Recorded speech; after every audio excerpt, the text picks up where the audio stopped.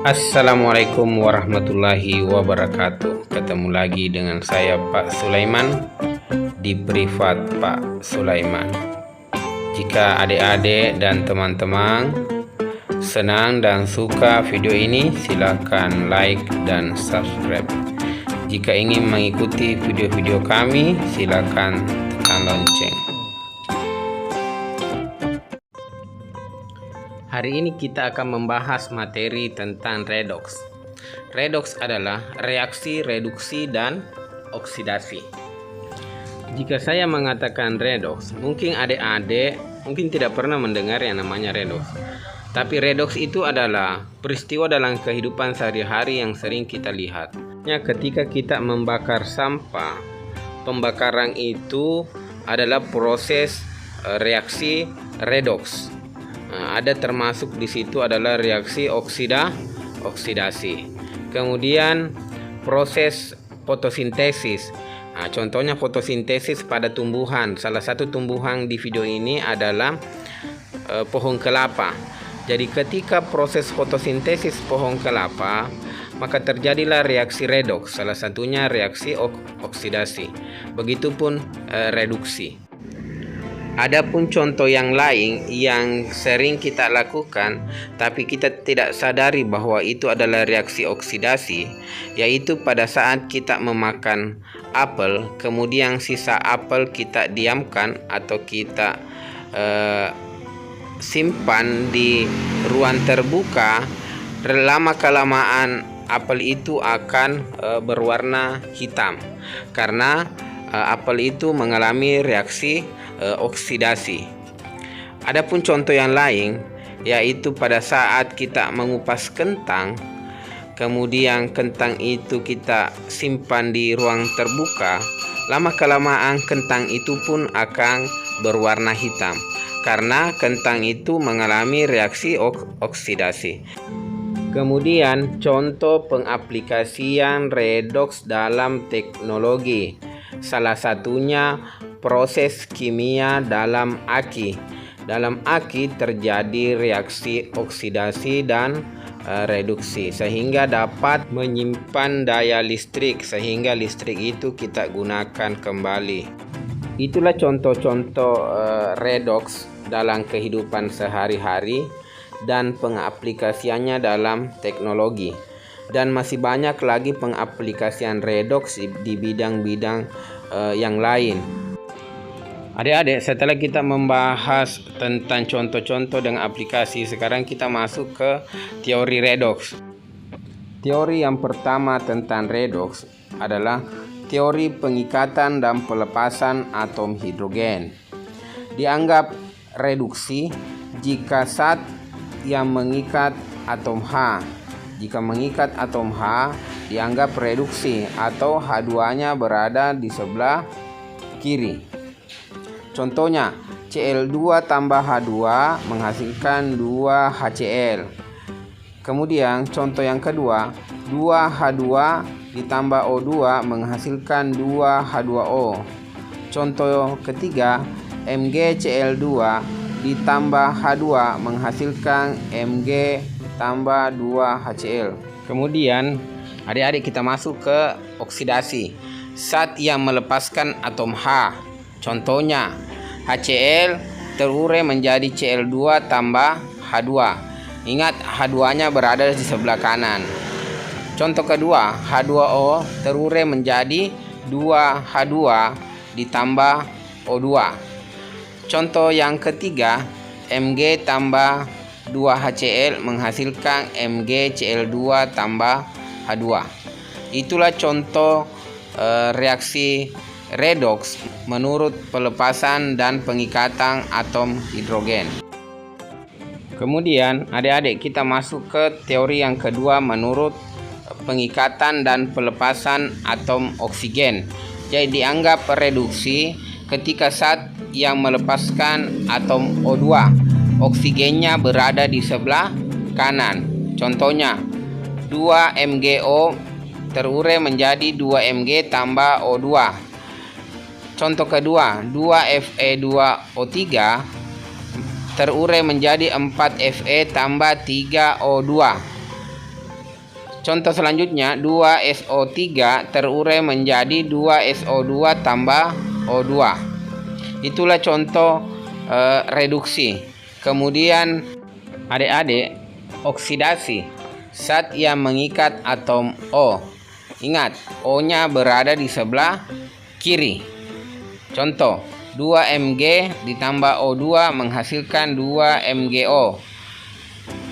Contoh selanjutnya, 4Fe tambah 3O2 menghasilkan 2F2O3. Kemudian contoh selanjutnya, 2SO2 ditambah O2 menghasilkan SO3. Semua oksigennya berada di sebelah kiri yang menandakan mengikat atom O atau oksigen. Adik-adik, kemudian kita masuk ke teori selanjutnya, yaitu pengikatan dan pelepasan elektron. Dianggap reduksi jika mengikat elektron. Semua elektronnya berada di sebelah kiri. Contohnya, Cl2 ditambah 2 minus menghasilkan 2Cl minus. Artinya di sini kiri dan kanan harus sama, adik-adik. Ingat ya, kiri dan kanan harus sama, muatannya harus sama. Nah, Cl2 ditambah 2 elektron artinya di sebelah kiri memiliki elektron 2, di sebelah kanan juga 2 ya, minus 2. Kemudian Ca plus 2 ditambah 2 elektron menghasilkan Cu. Ingat adik-adik, plus 2 dengan 2 elektron itu saling meniadakan ya. Artinya kalau plus 2 ketemu dengan minus 2 nilainya 0. Kemudian kita masuk ke Na plus ditambah 1 elektron menghasilkan Na. Ingat adik-adik, plus ketemu dengan 1 elektron meniadakan artinya nilainya 0. O2 ditambah 2 elektron menghasilkan O minus 2. Ingat, 2 elektron artinya minus 2 di sebelah kiri. Kemudian di sebelah kanan juga minus 2 artinya minus 2 saling meniadakan lagi, jadi nilainya sama. Kemudian kita masuk ke oksidasi, yaitu zat yang melepaskan elektron. Ingat adik-adik, semua elektronnya berada di sebelah kanan. Contohnya, 2Cl minus membentuk Cl2 ditambah 2 elektron. Kenapa bisa? Karena di sebelah kiri terdapat 2 Cl minus yang menandakan elektronnya minus 2. Kemudian harus juga di sebelah kanan elektronnya 2, minus 2, makanya ada 2 elektron. Saling meniadakan, sebelah kiri dan kanan harus sama elektronnya. Kemudian masuk ke contoh kedua. Contoh kedua yaitu Ca membentuk Ca plus 2 ditambah 2 elektron. Ingat, Ca plus 2 menandakan nilainya plus 2. Ingat adik-adik, harus nilainya 0 atau setara ya, kiri dan kanan harus sama. Kemudian ditambah 2 elektron yang menandakan plus 2 saling menandakan dengan 2 elektron. Kemudian kita masuk ke contoh selanjutnya. Kemudian contoh selanjutnya yaitu Na menghasilkan Na plus tambah 1 elektron. Kemudian 2O minus 2 menghasilkan O2 tambah 4 elektron. Ingat ya, kiri dan kanan elektronnya harus sama. Adik-adik, kemudian kita melangkah ke teori selanjutnya. Redoks menurut penurunan dan kenaikan bilangan oksidasi. Dianggap reduksi ketika bilangan oksidasinya menurun.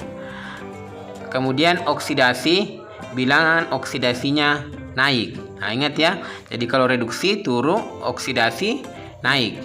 Kemudian contoh, Sn tambah 2HCl menghasilkan SnCl2 ditambah H2. Ingat, Sn itu biloxnya 0 karena dia berdiri sendiri. Ingat, senyawa yang berdiri sendiri nilainya 0. Kemudian ditambah 2HCl. Ingat, H itu selalu plus. Kemudian Cl untuk menjadi 0, Cl nilainya minus 1. Kemudian membentuk SnCl2. Ingat, Cl itu nilainya selalu minus 1. Kemudian minus 1 dikali 2 sama dengan minus 2. Supaya 0, Sn-nya plus 2 sehingga nilainya 0. Kemudian ditambah H2, nilainya juga 0 ya. Ingat teman-teman, kalau dia naik disebut oksidasi. Lihat, Sn 0, kemudian Sn sebelah kanan nilainya plus 2 yang menandakan naik. Kalau naik berarti dia oksidasi. Kemudian perhatikan nilai H. H mula-mula adalah sebelah kiri plus 1, kemudian setelah bereaksi nilainya menjadi 0, yang menandakan dia adalah reduksi. Adik-adik, sebelum kita melanjutkan pembahasan selanjutnya, saya ingin mengingatkan adik-adik tentang sistem periodik unsur, karena sangat berkaitan dengan bilangan oksidasi. Ingat adik-adik, sistem periodik unsur itu berkaitan dengan elektron valensi. Elektron valensi itu menentukan bilangan oksidasi. Ingat adik-adik, elektron valensi itu kecenderungan nilainya adalah 8. Sehingga ketika 1A, ingat golongan 1A itu memiliki 1 elektron valensi. Ketika 1 elektron valensi, dia cenderung melepaskan 1 sehingga bisa jadi 8 atau meminta 7 supaya dia bisa jadi 8. Ingat adik-adik, lebih baik melepaskan 1 daripada menerima 7, karena ketika menerima 7 energinya lebih banyak dibutuhkan dibanding melepaskan 1. Ingat adik-adik, ketika dia melepaskan 1 menandakan nilainya plus. Kemudian sama dengan golongan 2. Golongan 2 itu memiliki elektron valensi E2. Dia lebih cenderung melepaskan 2 sehingga dia jadi 8 atau menerima 6 supaya jadi 8. Lebih baik melepaskan 2 karena energinya yang dibutuhkan lebih sedikit dibandingkan menerima 6 yang membutuhkan banyak energi. Maka golongan 2 itu memiliki bilangan oksidasi plus 2. Begitupun dengan golongan 3, memiliki 3 elektron valensi. Supaya menjadi 8 dia harus melepaskan 3 dibanding menerima 5, karena melepaskan 3 lebih sedikit energinya yang dibutuhkan. Maka golongan 3A itu memiliki bilangan oksidasi plus 3. Kemudian kita lanjut saja ke golongan 7A, yaitu memiliki elektron valensi 7. Ingat ya, kecenderungan elektron valensi itu ada 8. Jadi 7 membutuhkan 1. Karena dia membutuhkan 1, dia meminta 1. Ketika dia meminta 1 atau menerima 1, nilainya akan menjadi minus 1. Ya, maka bilangan oksidasinya minus 1. Sama dengan golongan 6A, memiliki elektron valensi 6. Dia lebih cenderung meminta 2 dibanding melepaskan 6. Karena kalau menerima 2 lebih sedikit energinya yang dibutuhkan dibanding melepaskan 6. Ketika dia menerima 2, maka bilangan oksidasinya menjadi minus 2. Sama dengan golongan 5. Golongan 5 itu memiliki elektron valensi 5. Jadi kecenderungannya adalah meminta 3 dibandingkan melepaskan 5, karena yang dibutuhkan energi lebih sedikit untuk menerima 3 dibandingkan melepaskan 5. Maka golongan 5 memiliki bilangan oksidasi minus 3. Kemudian ada pun golongan 4. Golongan 4 itu bilangan oksidasinya yaitu plus 4 ataupun minus 4, karena kecenderungannya melepaskan 4 dan menerima 4 itu sama-sama energi yang dibutuhkan.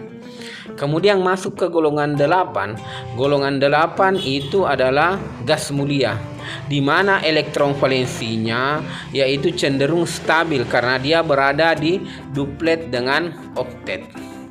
Itu mungkin yang bisa kita bahas untuk memahamkan bahwa bilangan oksidasi itu sangat berkaitan dengan sistem periodik unsur.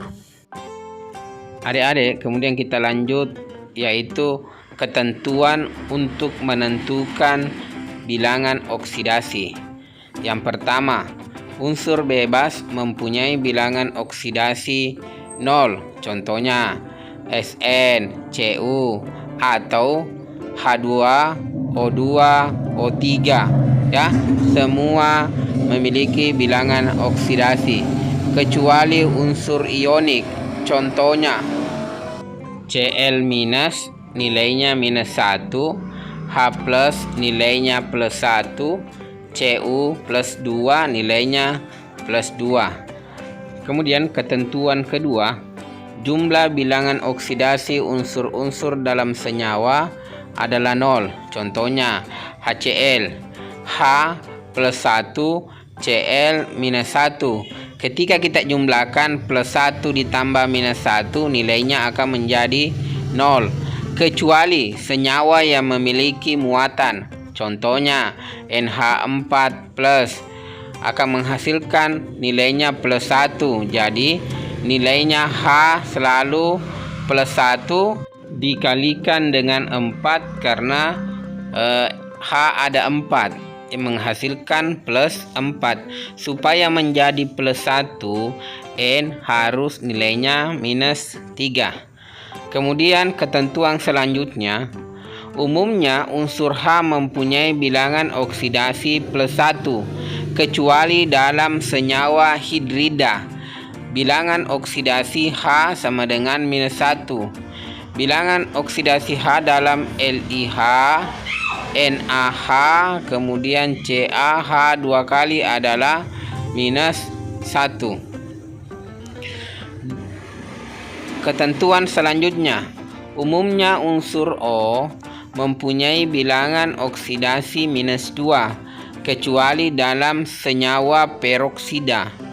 Bilangan oksidasi O menjadi -1. Contohnya bilangan oksidasi O dalam H2O2, kemudian Na2O2. Jadi bukan O yang penentu tapi O yang mengikut ya. Jadi yang penentu di H2O2 adalah H. H nilainya +1 dikali 2 menjadi +2. Kemudian O2 nilainya menjadi -2, tetapi karena ada 2 kita bagi 2, nilainya akan menjadi -1. Begitupun Na2O2, sehingga nilai O adalah -1. Kemudian kita masuk ke contoh soal. Contoh soal yaitu tentukan bilangan oksidasi unsur di bawah. Contohnya Cl2. Nah, ingat dia berdiri sendiri, nilainya 0. Kemudian O2 nilainya juga 0. Nomor 3 Cu, unsur berdiri sendiri, nilainya 0. Nomor 4 Fe, nilainya 0. Contoh yang kelima, ingat K+, artinya nilainya +1. Kemudian nomor ke-6 Cl-, pasti nilainya -1. Soal ke-7 Ca+2, pasti nilainya adalah +2. Kemudian nomor ke-8 NH4+. NH4+ itu sama dengan +1. Nah, perhatikan 4 kali -1 sama dengan +1. Jadi nilainya 4 ditambah berapa menghasilkan +1. Pasti nilainya adalah -3. Kemudian kita masuk ke nomor 9 yaitu H2O2. Yang mengikuti itu adalah O2. Jadi yang kita harus ketahui itu adalah H. H itu adalah +1, makanya dikali 2 karena ada 2, makanya nilainya +2. Supaya 0 pasti O-nya -2. Tapi ada 2, makanya kita bagi. Jadi -2 bagi 2 nilainya adalah -1. Kemudian kita lanjut ke nomor 10 yaitu MnO4-. Minus itu artinya harus jumlahnya -1. Nah, ingat O yang harus kita ketahui itu adalah -2. Kita kali 4, jawabannya adalah -8. -8 ditambah berapa dapat -1? Pasti nilainya adalah +7. Selanjutnya ada soal latihan untuk mengetahui apakah adik-adik mengerti atau tidak. Silakan adik-adik kerjakan, kemudian tulis di komentar supaya saya bisa melihat apakah betul atau tidak. Jika adik-adik ingin bertanya, silakan share di komentar ya. Kemudian masih ada soal untuk adik-adik mempermantap apakah sudah mengetahui tentang oksidasi, yaitu kenaikan ataupun reduksi penurunan bilangan oksidasi. Saya sudah tuliskan berapa biloxnya, tinggal adik-adik menentukan apakah ini terjadi redox atau tidak, ataupun terjadi autoredox. Ingat adik-adik, autoredox itu adalah salah satu yang mengalami oksidasi dan dia juga yang mengalami reduksi. Ingat adik-adik, nanti jawabannya bisa di-share di komentar. Jika adik-adik kurang paham, nanti Bapak akan membuat video untuk part kedua untuk menjawab pertanyaan yang Bapak sudah kasih. Oke, cukup sekian dan terima kasih. Semoga bermanfaat. Assalamualaikum warahmatullahi wabarakatuh.